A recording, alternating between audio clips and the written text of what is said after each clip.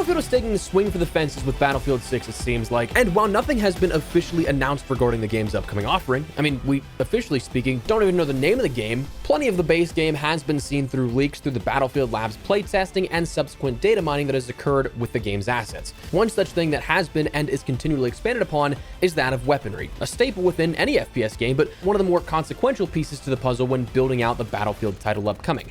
Today we're taking a look at the updated list of what we see thanks to data miners, what this means for the future, and perhaps what to expect at the launch of Battlefield 6, and a little bit of an update upcoming for classes within Battlefield 6. So drop your thoughts, drop a like, make sure to subscribe for more Battlefield coverage as we gear up for the reveal and launch in the near future, and make sure to follow over on Twitch to join in on these conversations live as they happen. Would love to chat with you guys, but for now, let's get into it. So this information today comes from Temporal. I'd say the premier data miner of the Battlefield community for those who are not aware of who he is, but coming from the most recent build of, at the time, Battlefield Labs, he was able to pull an updated list for weaponry planned to be coming to Battlefield 6. So let's take a look.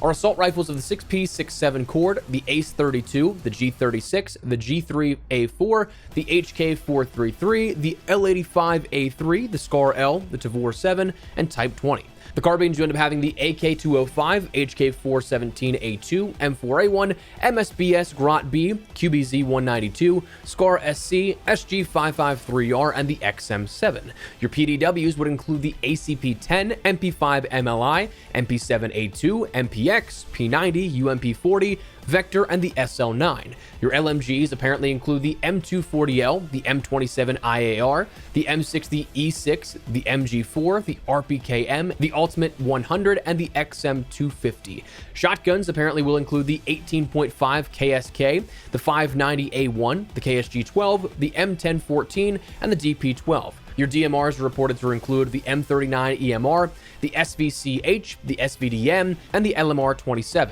while your bolt actions will include the M2010, the MRAD, the SV98M, and the Minifix. And finally, your secondaries are apparently going to include the G22, M18, M327 TRR8, Raging Hunter, M45A1, and the 5.7 Mark III.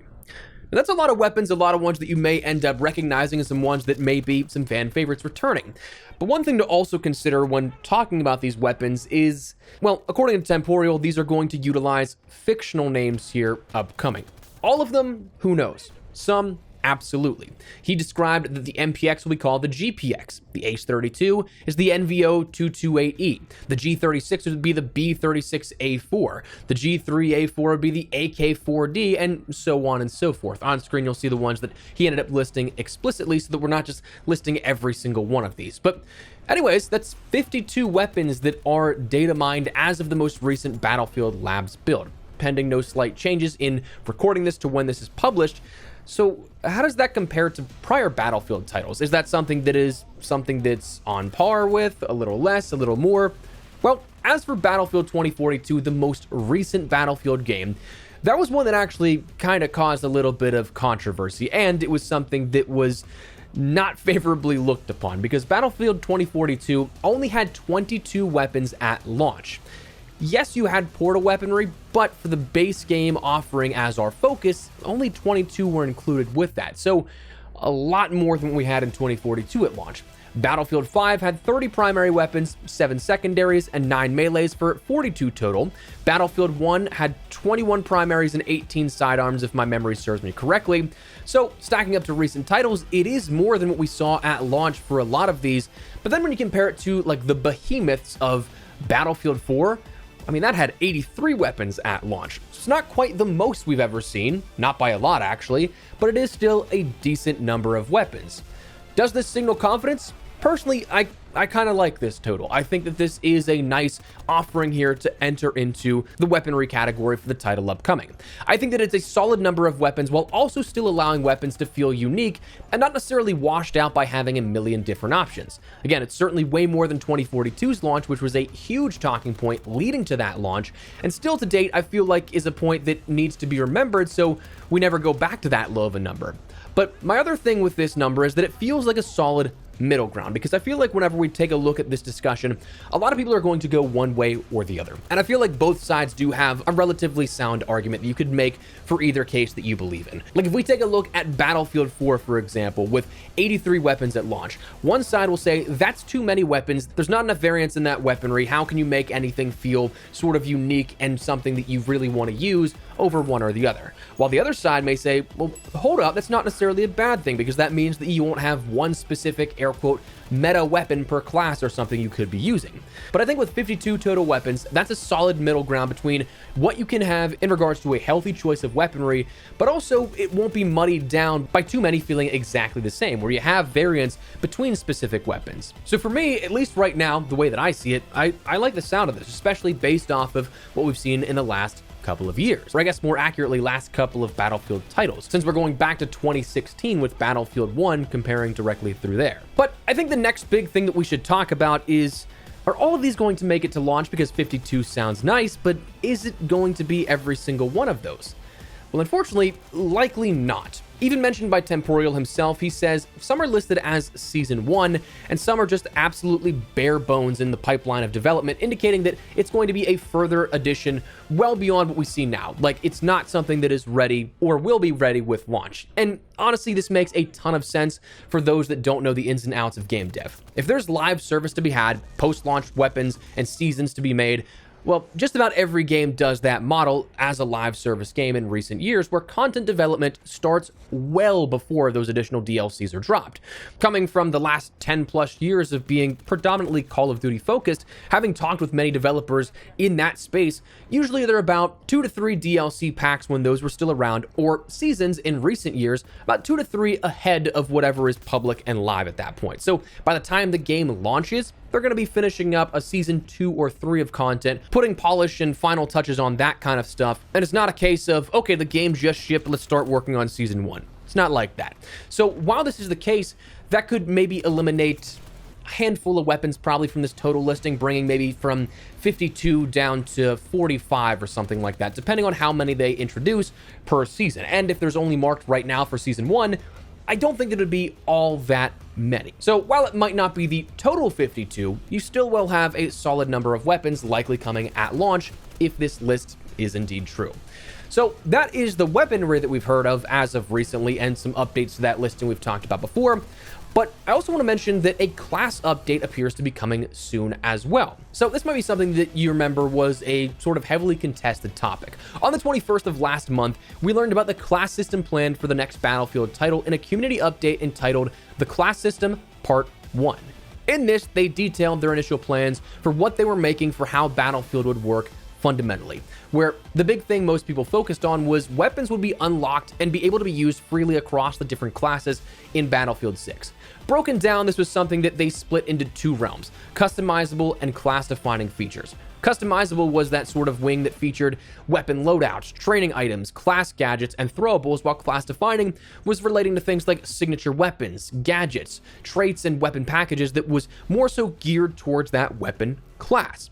My mind immediately likens it to kind of, not exactly, but kind of the division system from COD World War II for those that were around for that type of stuff, where you had unlocked weapons that could go across various classes, but using specific weapons tailored to those classes would also give you additional benefits, like, for example, with Battlefield 6 was the Recon class. If a sniper is selected, you'll get an increased breath-holding duration, which, to my COD World War II comparison, I think was actually very similar, if not identical, in the bonus you got there. But if you were assault players choosing a sniper, it would not give you that additional bonus. So the class system was something that was focused on signature traits, gadgets, and things alike to incentivize play, rather than restricting specific class sets and weapons to specific classes. All in all, because we already discussed this last month, it was something that I think was expectedly kind of split in the community sentiment depending on how you view this. Some people really want that old school class lock where you can't play a sniper, for example, unless you're a recon. Some people want class freedom to play